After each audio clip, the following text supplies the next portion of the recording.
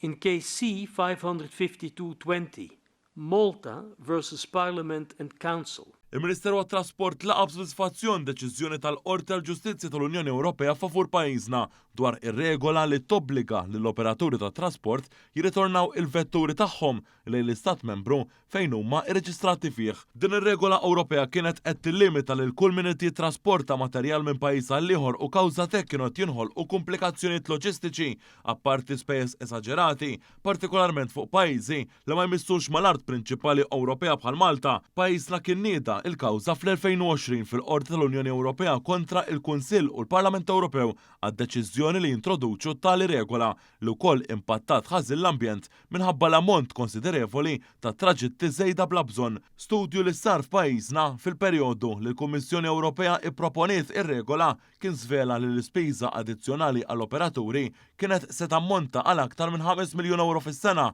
għall-ekonomija Maltija u żieda ta' 42 trakk ieħor fit-toroq. Il-Ministru responsabbli Chris Bonnet spjega fi stqarrija kif pajjiżna kien minn ta' quddiem net biex jiġġieled din l-inġustizzja permezz tal-Mobility Package 1. Din l-industrija hi kruċjali għal pajjiżna għax ħsieb 77% tal-importazzjoni u l-esportazzjoni tal-pajjiż minn u lejn l-Unjoni Ewropea. Intqal il-Ministeru se jkompli analizza bir-reqqa sentenza flimkien ma' kull min jagħmel parti mill-industrija bilan li nkomplu ntejbu l-operat f'dan is-settur.